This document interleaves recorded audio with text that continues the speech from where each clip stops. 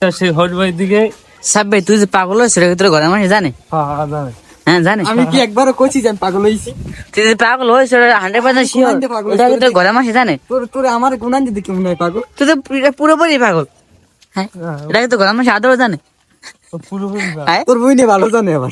আমার তো বই নাই তো ওই কথা বারবার কে লিখো নাই। আছে তোর ওই যে বর্তমানে আছে না?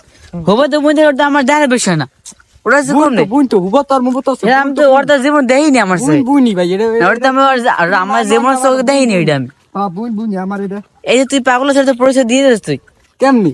এই তো ঘরের মানুষ জানে না, তোর ভাইটা কল হবে ক তুই পারলে কষ্ট করে তো আমার ভাই কই দিস যে আমার একটা বিয়ে করাই দিয়ে গেলে। তোর বিয়ে করা লাগবে।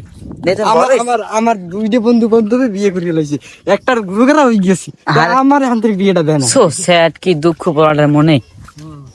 আরো কিছু তুমি চাও?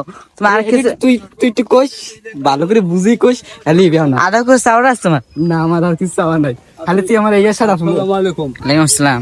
ভালো আছেন? হ্যাঁ আলহামদুলিল্লাহ ভালো আছি। আমি ভালো আছি।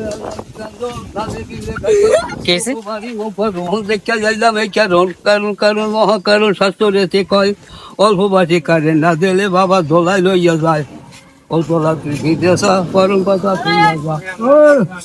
পাবেল, এ পাবেল, লই যা তোর শ্বশুরে।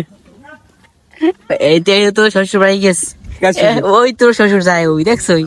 ওই দেখ মাগার কত সুন্দর, আরে মাগার অস্থির মাল দেখছো? অস্থির অস্থির অস্থির।